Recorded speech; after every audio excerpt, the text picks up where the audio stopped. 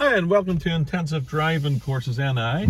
We're going to do another sort of route round looking at various areas in Ards. We're just starting outside the test centre today, and as you can see the weather is not great, so I'm just going to talk us around, bit of a drive, and give a few comments on roads that I'm on, etc., and some advice.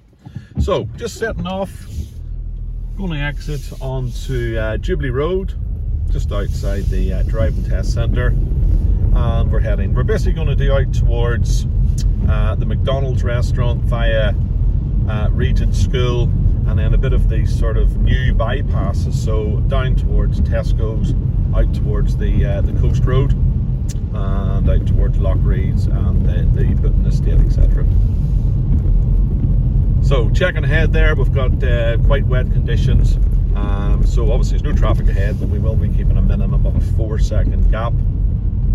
And try to keep the windows nice and clear as well. Make sure you're aware of how to demist your front and back windows for driving, so you get all round good observation. So the route itself, when we come down to the first set of traffic lights, we are going to turn to the left. So obviously doing your normal procedure that your instructor has taught you, and checking well and positioning over towards the left as your lanes develop. Again, we've got a filter system here, and obviously it's been green for some time, so expect the change. Left turn only, so indicator is individual preference.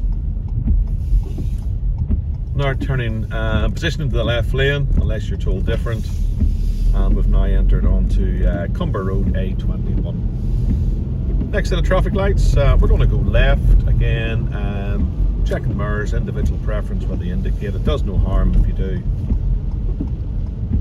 And we're going to feed round now into Circular Road, checking to see if there's any change of speed limits. Can't see any different signs, so we're going to take it. It's still a 30-mile-an-hour area, but we have ramps here, which normally indicates they're in around about 15-18 is a comfortable speed to traverse them. This bit of road here is concrete as opposed to tarmac, so you can get a sort of different feel through it, but more of a vibration.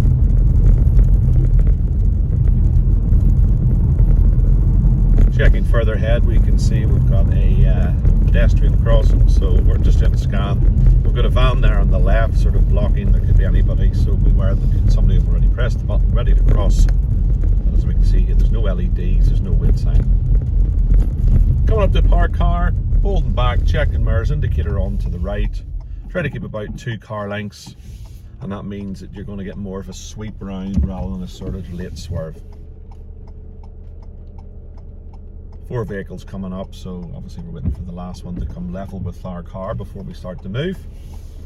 And just checking to see, obviously, if there's any bikes or cyclists that could be cutting in on the either side.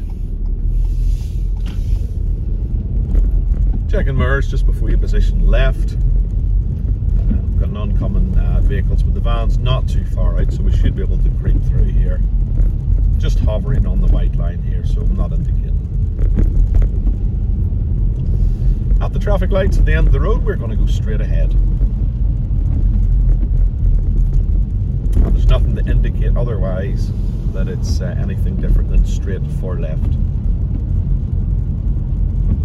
Positioning early for the straight on, and generally you follow the road on unless you're told left or right. Bit of an incline here, so we're just going to get the hill start. Never rush a hill start, always make sure you've got your revs and your dip down, etc. At the next set of traffic lights, we're going to go left. So normal procedure coming up, lights have just changed, so just normal stop procedure. Indicator on because you have a choice there of 2 destinations, straight or left. Quite a blind corner there just at the hedge, so always be aware that there could be parked cars or a queue building up, so always feed in, but anticipate that you may have that stop. We're now on to Nursery Road, and we're going to follow out towards Portaferry now. So as we can see on the roundabout board, it's the first exit to the left.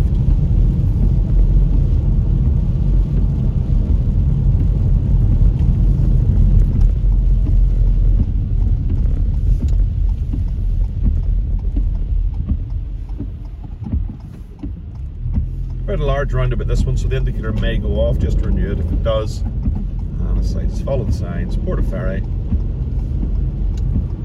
We're now in Blair Main Road, and still following the signs to Portaferry. We can see there on the direction board coming into view that it's the second exit.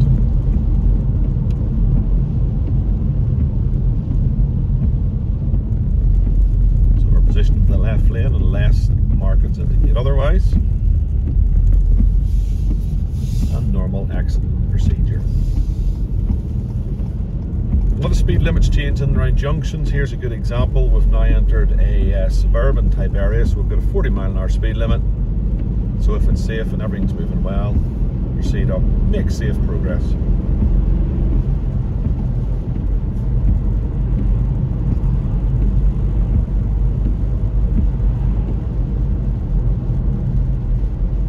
And always drive relevant to the road and traffic conditions. 40 repeater there, so generally street lights consistent are 30 unless you get a sign indicating otherwise. Now the repeater signs could be on either side of the road and on occasions could be in the middle, so you need to sort of scan all areas. We're in triangle now for traffic lights. We can see that it's a crossing, scan and plan, nobody at the buttons, wait sign's not lit up, so it should remain green.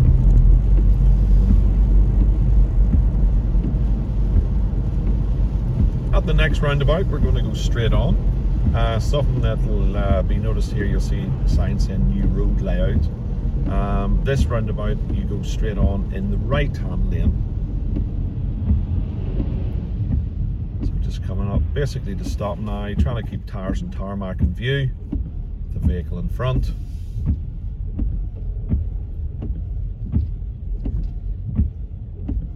Use a handbrake here, really if you think it's going to be more a wait than a pause, so roughly about 5 seconds or more, handbrake goes on unless you feel that you're going to move off shortly. Obviously traffic depending in front of us, you may be able to see through the window to see what the car in front or the car in front of that one's doing, so always work, you know, as far ahead as you can so there's no sort of late braking needed. Motorbikes and cyclists could obviously filter on either side here, so just keep, you know, good all-round observation in your side mirrors as well as your interior mirror. Further down, there's information sign there in the black and white saying left turn only in the left lane. So for straight or obviously right, you need to be positioned to the right-hand lane.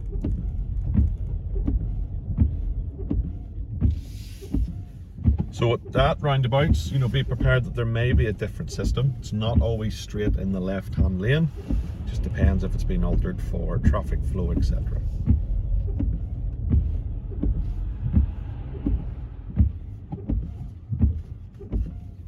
Handbrake would be needed here. It's been more of a wait than a pause.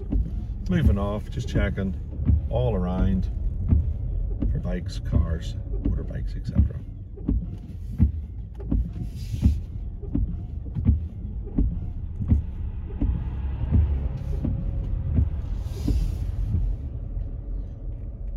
Obviously this is filmed sort of late afternoon actually, and traffic's starting to build up, etc. So certain roads it could be quiet literally half an hour before, and it could be very, very busy at the time.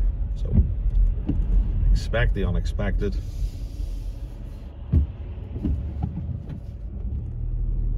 The zebra crossing ahead here. Now there's an island in the middle, so it's essentially two separate crossings.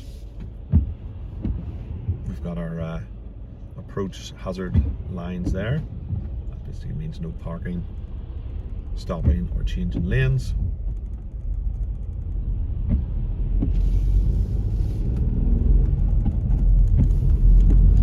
So we're taking the second exit. We've passed the first, now just indicating for the second. We've now entered Castlebond Road. This is a 30-mile-an-hour limit. So street lights consistent with no other repeater signs. Next roundabout, I'm going to turn right, following the signs to Portaferry. So I'm going to take up the right-hand lane. There's actually two lanes. Turn right at this roundabout. So be very careful when you enter that you do not drift to the left. So we're trying to take 100%. And when we exit off, we also exit into the right-hand lane. And this will take us shortly down to another roundabout where we'll turn right, again following the signs to Portaferry. Quite a wide road, very, very easy for the speed to pick up. So just check your speed as much as you check your mirrors. Again, safe, consistent, all-around observation. So there's the next roundabout. Following the signs to Portaferry, we've got the boat symbol as well. Normal procedure. Checking as soon as the view opens up to see if there's a possible safe gap.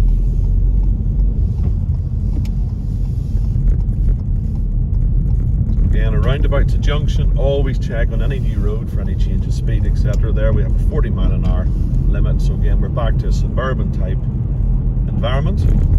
Got a bit of traffic ahead now, so we're going to check the gap here with the purple car. 1001, 1002, 1003. So roughly about 4 seconds there we have. Now you may find that you're leaving the biggest gap with all the other traffic. That's the only thing that you can control. So it's 2 seconds in the dry, but remember to double at least for wet conditions.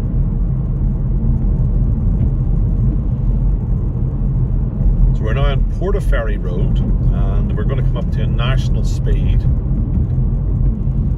So again, just checking the mirrors, checking for any sort of behaviour behind.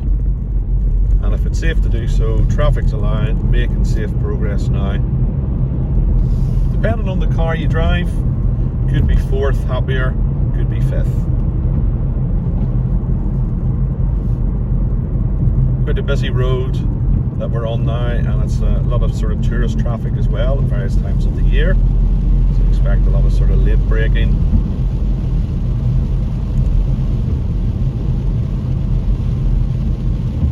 Easing off your corners, positioning so that you're going to take a safe sort of wide arc, but always be prepared to sacrifice the position if larger vehicles overhang. Again, just trying to keep our distance more for the wet conditions.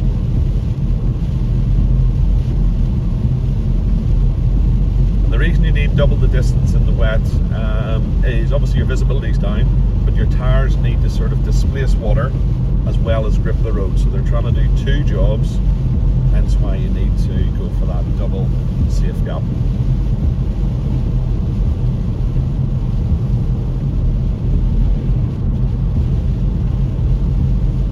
We're going to stay on this road for about another minute, another 5 or 6 bends, etc. And you'll find if you ease off correctly for the corners, steer at the appropriate sort of point, you will not have to do too much actual braking.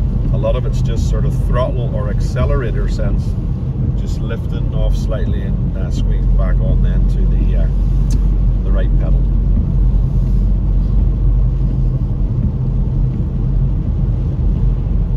Further down you see a white house there with a red roof. We're going to turn left just before that. We're on a higher speed road, so we're going to check a little bit earlier. Indicator on an extra couple of seconds before. And as a rule of thumb, never turn in to a left turn any higher gear than 2. Some might require first, but you never want to be above 2. Now I turned on the Finley's Road. Haven't seen a change of speed, so I'm going to deem that it's the same as the last road which we were on, which was a national speed. You'll notice here that the white lines have disappeared. You can sort of get a rough guide where it is, but just expect that oncoming traffic may be taking up more of the road than you expect.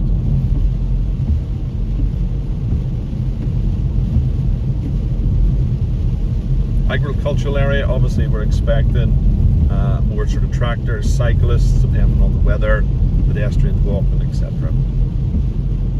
30-mile-an-hour limit coming up, so normal mirror checks, easing off, just making sure you're not over the speed limit as you pass, and then just try and maintain.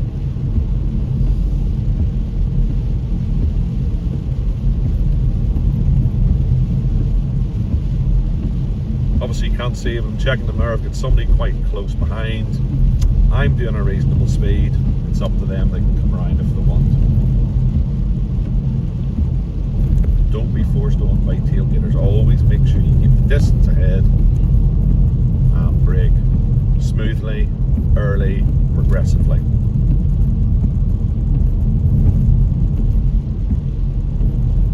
T-junction coming up, give way sign there, etc. We're going to be turning to the left.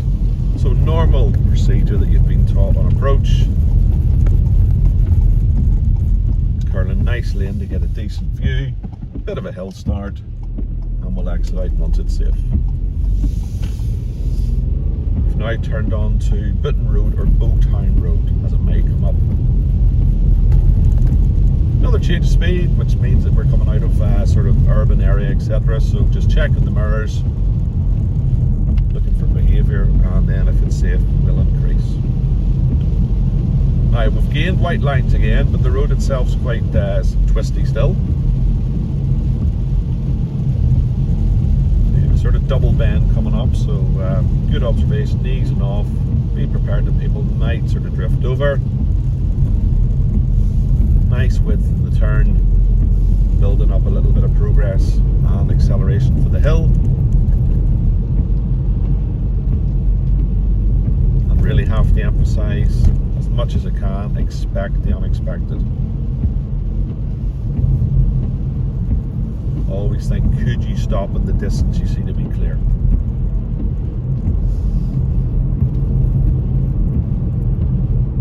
Now this road, after about a minute or so, we'll come back into the urban area.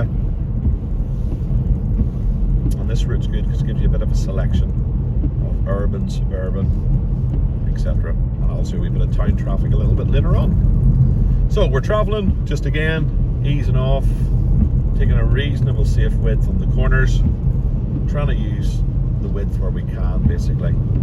Always expect the sacrifice should we need to change.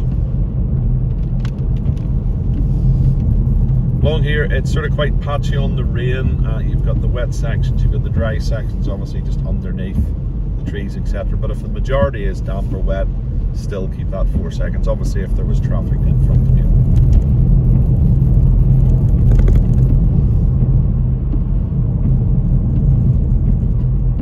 Start to see a wee bit more urbanisation. A few houses just over the heads there, a few more sort of poles with electric and telephone wires. And as we expect, as you get closer to the urban areas, speed limits will drop. So again, check all around as well as ahead of you. Make sure you're not anywhere over the speed as you pass. Obviously slightly below if the traffic was heavy, but don't pass the speed limit, still above it. Obviously, depending on the time of year when you drive, say at school, obviously there's going to be sort of hotspot times, your early mornings, afternoons. Always be aware though of after school clubs, etc, etc. I'm going to take the next road on the right just after the crossing. We can see we've got a bit of an off slip here, so we're just doing a normal approach, checking for oncoming, and we're now feeding in. No change of speed limit signs, so again we're going to take it as 30 miles an hour. This is Abbott Drive. Quite a busy sort of thoroughfare through a densely populated area. You can see there in the centre we've got sort of hatch markings. They sort of open up areas maybe for right turn traffic to wait. And also they do a job where they narrow the road slightly to give you more of a perspective of the speed. Sometimes the wider the road, the slower you think you're going. Got a traffic protection zone for pedestrians there, like a dropped curb, and that's for people sort of to wait and obviously to do the road in 2 halves. Depending on the vehicle, it could be 3rd gear, 4th gear. This vehicle I'm driving today is quite happy in 3rd, and the speed it's doing is giving good flexibility.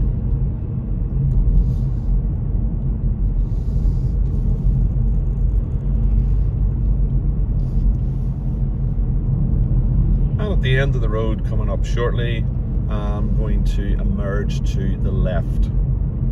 So we've got a giveaway sign, we've also got a part-time 20 there, but the lights are not showing. So it is the initial speed limit of the road where it's safe to reach within. When the lights show, obviously it would be a 20 maximum, which is enforceable as it has a red circle.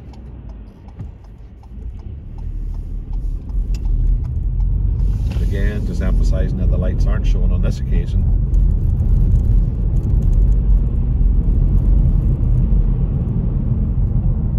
Haven't actually seen a speed limit sign, so I'm going to assume this is 30 unless told different. I can now see a 40 sign, but it's not both sides, so I'm going to treat that as a repeater. So I'm starting now to increase, but again taking into consideration the distance with the vehicle in front, because we're still on the wet surface. And there's now another repeater sign on the left emphasising that. We've now turned on to Mavilla Road, the B172.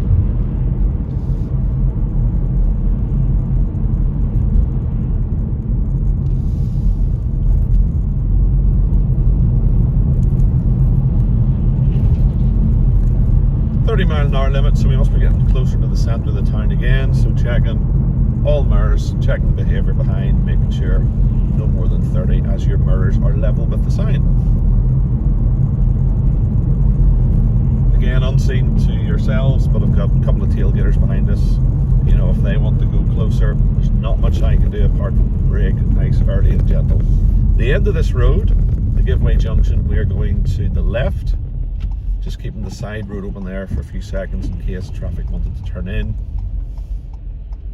Try and keep tires and tarmac in view with the vehicle in front, just in case they get stranded. Entering the new road, no change of speed signs. We're going to treat it as a 30-mile-an-hour area because we haven't been told different, and we're now on the Donaghadee Road.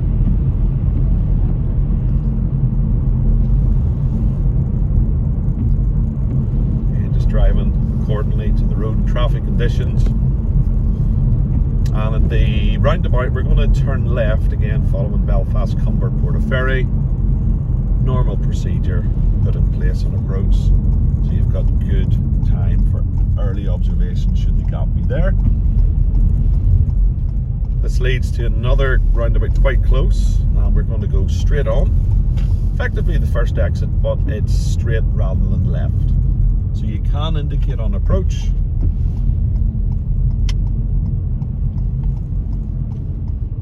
Now we're into heavier traffic. So again, tires and tarmac in view. We've got a yellow box, just making sure the van's cleared sufficiently before we enter on.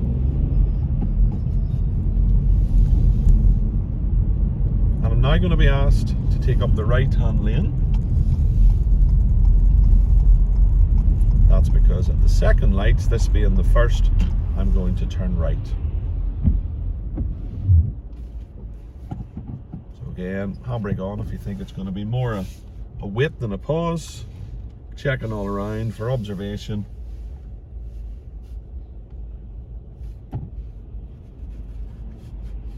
Always making sure that when the lights are green, you can actually proceed to the other side of the junction or around the corner. In this case, we can. So we're going to enter. Next set of traffic lights, we're going to turn to the right.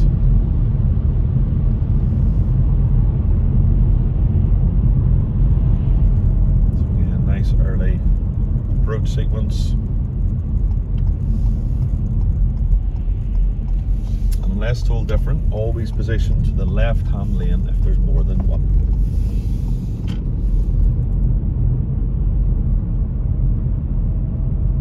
On the A20 Portaferry Road.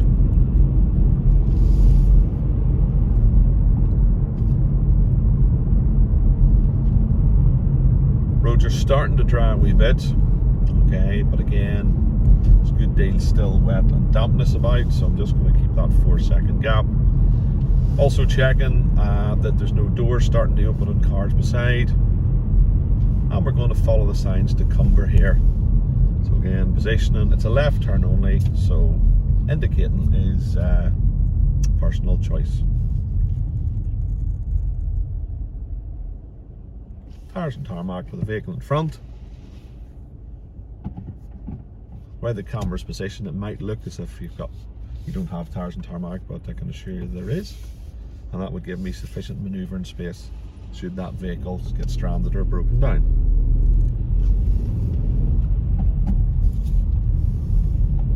We're turning left now onto South Street. gets quite narrow here. We've got parked cars on either side. So I'm sort of checking for doors opening on both. And don't be afraid, you always drop the speed if the space gets restricted.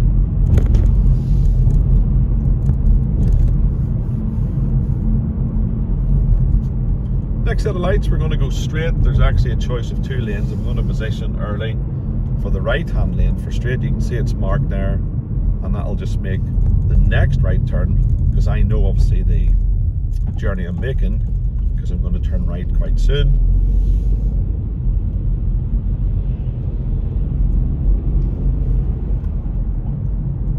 And there's the right hand off slip coming up, so normal procedure.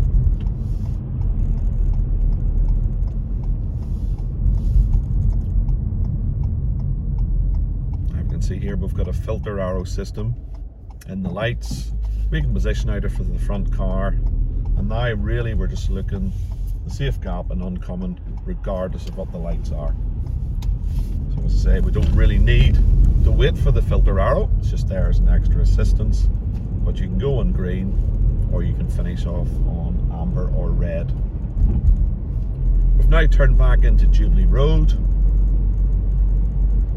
which is now going to take us back up towards the centre where we started.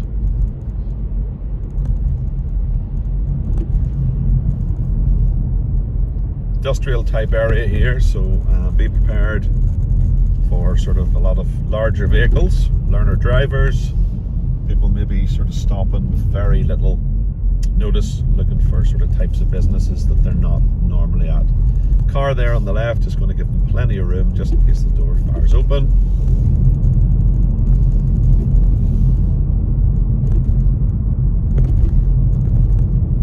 And we're going to travel up, and we're going to stop just before we enter into the centre.